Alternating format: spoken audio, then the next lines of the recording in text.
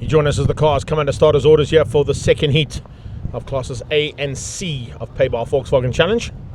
And on the front row for Class A, it's going to be once again Bevan Masters and Wayne Masters, who are side by side there, the two brothers racing, looking for a chance to outgun each other ahead of Rory Atkinson and Charles Smallberger. Saw some action with them in the first heat. Valdi Mikey's ahead of Luigi Ferro, and then it's Mike Barbaglia, Dioval Turon ahead of Mighty Mfana, Miguel Diaz and Nicole Lombard. Behind that, Bjorn Berthold and Yotti Nusias. That's the front row, with Nusias just outgunning Berthold for the pole position for Class C. Stand by for the two separate starts. Remember, it's Class A that get underway. About 10 seconds later, they send Class C on their way down towards turn 1. Lights out, and it is a great start again from Masters. Bevan leads out over Wayne.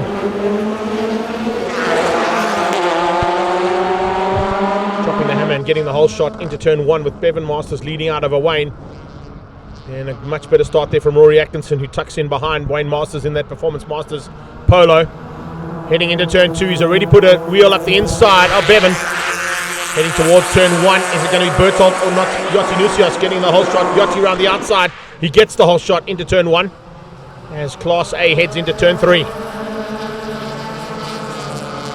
10 car there of Luigi Ferro, already starting to make some maneuvers through the field, wants to get up ahead of both Valdi Mikey's, stay ahead of Mike Barbaglia if he can. Masters 1 and 2, CPS Warehouse is Bevan. Performance Masters Polo is Wayne. Class C through turn 3. Yotti Nusias leads out over Bevan, over Bjorn Berthold. Then it's Spammers and Cruiser. As we go back to Class A and down into the hairpin for the first time. Late braking coming in that BHIT car of Rory Atkinson. Smallberger trying to close him down in the Sabertech and Universal Motorsport machine. Smallberger's got Aldi Mikey's right on his tail. Diaz, Mighty Mfana and Nicole Lombard fighting at the back end of that pack too. Still some work to be done here by Ferro. He's lost a little bit of ground, as you can see there, to Dioval Turon, who's sliding out of the dog bone section. Back end just hopping through there. Now they come up onto that back straight away for the first time. Slipstream is definitely a big factor amongst these cars.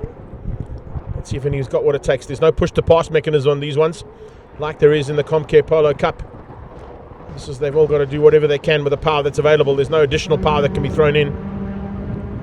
Berthold, at this stage, looks like he might be looking to close things down. He is on Yotti Nusias. Spammers behind that. Philip Cruiser. And remember, we've still got some action from Dino Smith, Andy Gossman, and Charles Anderson. Michael Zapirio not too far behind them. Class A completes another lap in anger.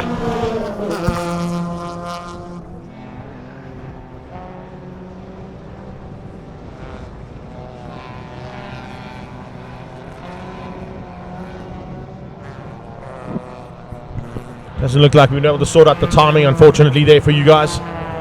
So apologies on that. Seems the timing has frozen on the second heat of the BMW M Performance Racing Series. I'll try and get it to refresh if we can. It doesn't look like it wants to. Yeah, definitely not refreshing on my side either, Paulie. So we'll just have to run with what we see on track at this stage. Masters 1 and 2, they stay the same. Bevan versus Wayne. Atkins still in third place there for the BHIT Logistics team. And closing him down will be Charles Smallberger. Yotti Nusias hangs on to Class C on his free fixed cars at the moment. He is ahead now of Bjorn Berthold. They head onto that little short straight away. As our leaders of Class A are already down into the dog bone.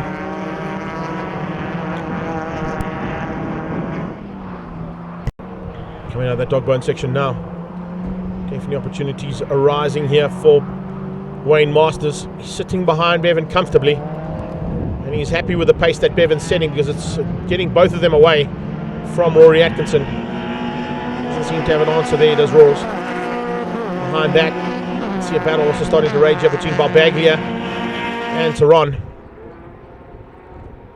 Yeah, well, Tehran's come through the field pretty rapidly. He's moved up about 4 positions to get into that fight with Mike Barbaglia. Masters all over the back end of Masters. It's B versus W at this point in time, running in alphabetical order is what they're doing on track as well in terms of the numerical order.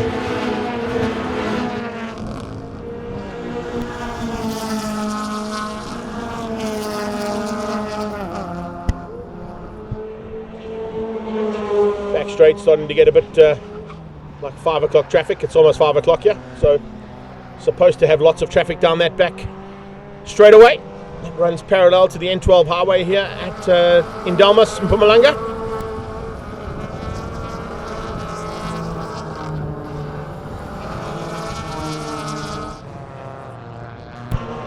Masters and Masters, no change for them. Atkins still full third.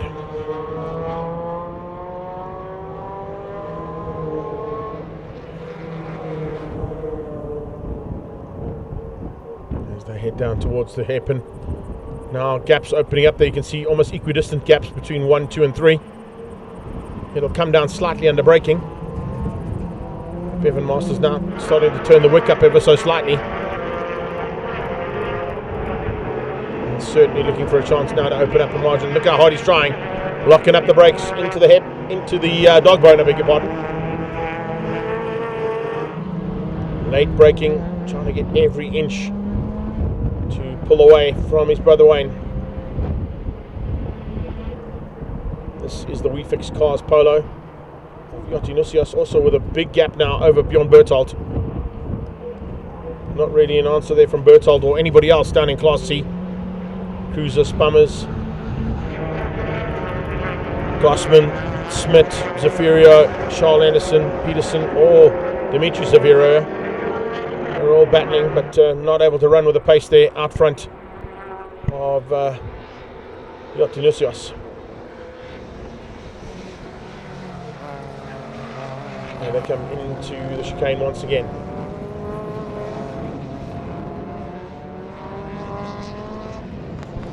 No changes in that top 5.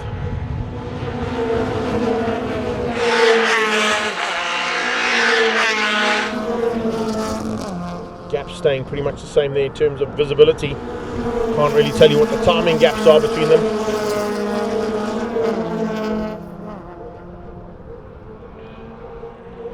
Four laps down, 4 to go. So the halfway stage now reached. Yachty still hanging on to the lead of Class C. Locking up down into the hairpin. Slightly wide there. Not quite sure why he's pushing so hard. He's still got a nice margin there between himself and Berthold, but I suppose you don't want to ease up too much, otherwise Berthold will make you pay.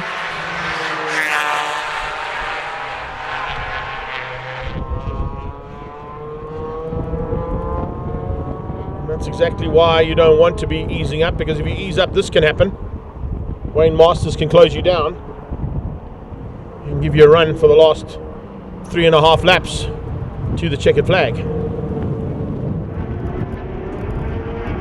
So it's the CPS Warehouse Polo out front, lights on now, trying to stay ahead of Wayne Masters in the Performance Masters Polo. BHIT Bulk Logistics is there in third, with Rory Atkinson at the wheel still.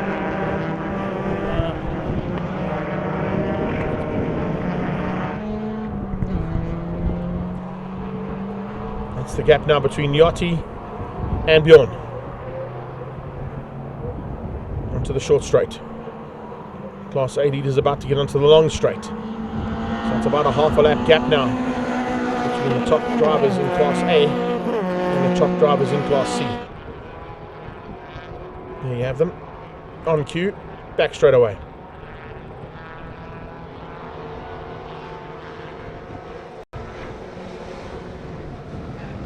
Still got one more heat of Mobil 1 V8 Supercars to come your way. One more heat of Class B of Pabar Volkswagen Challenge. And then one more heat of the DOE Formula Vs. And combined Super Hats and 111 Sports and Saloons.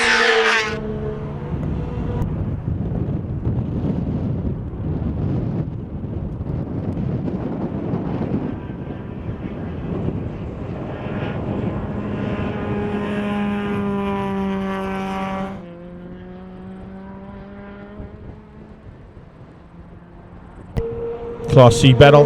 That is what it's like at this stage in third place. Hanging on for third place. Still Philip Cruiser. Looks like Spummer's behind him.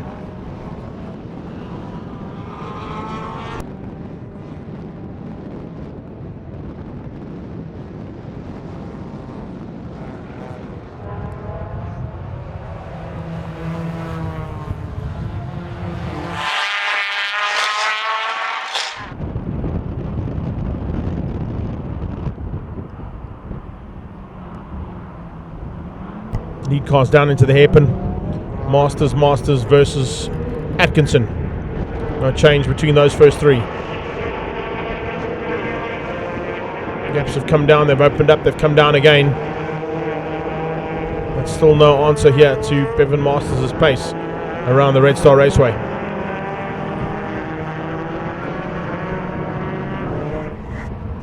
Oh, a little back step out there from Atkinson's car. Saw that in the closing stages of race 1 where he started to get a bit tail happy, sometimes running off the circuit even. And not able to keep the car in between the two white lines that you're supposed to race between.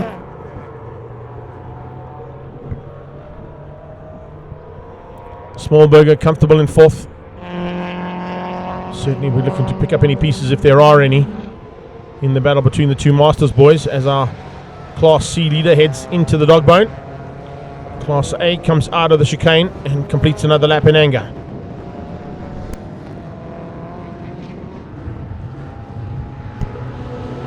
Two to go.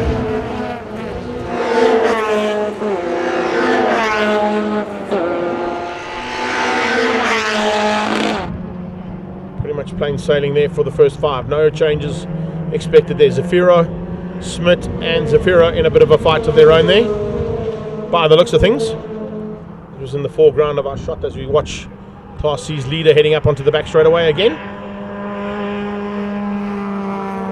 Berthold still hanging on for second space.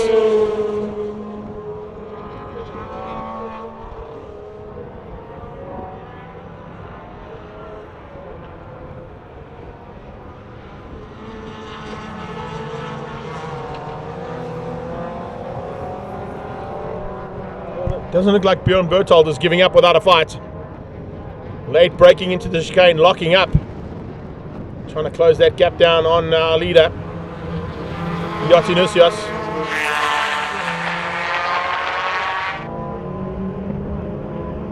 Does look like things have opened up again here. Oh no, there's problems. The Performance Masters car slowing. So Wayne Masters says he missed a gear there or something gone wrong in the car, because he just slowed up dramatically coming out of the hairpin and allowed the bulk logistics car from BHRT and Rory Atkinson to get up into second. Let's see if we can see him in the background as he comes through this shot. There is Atkinson. He's still ahead of Smallberger, but it looks like he might be stuck in gear. He might be stuck in gear there, and is it going to be Charles Smallberger? It is. Smallberger comes through, so is Wayne Masters possibly stuck in third or fourth gear there? Not getting the drive he needs. Well, Valdi Mikes will see that now as well. Try and close him down and get past. This could change things up here dramatically from Wayne Masters' point of view. He slows up, just watching. It's 2 hands on the wheel. He's unable to get out of gear there. And slowing through the corners, you can see he's relying on the torque of the car to get him out the corners, but there's not enough torque in fourth gear. Last lap comes out. He loses out to Valdi Mikes. He drops down to 5th place now. There's Wayne Masters. Definitely a big loss here to Wayne Masters' aspirations of a win. As I said, Berthold is not giving up without a fight here. He has closed up dramatically. Not enough, but a big difference between where he was earlier on and where he is now in terms of first and second in Class C.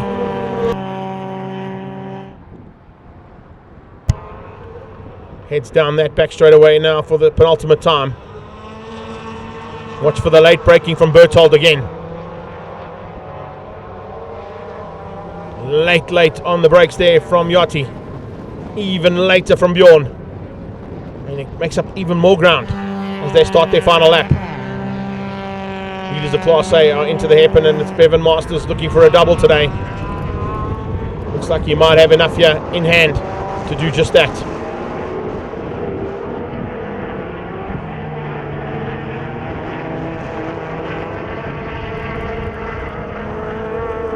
He comes out of the dog bone, still in the front end of the field.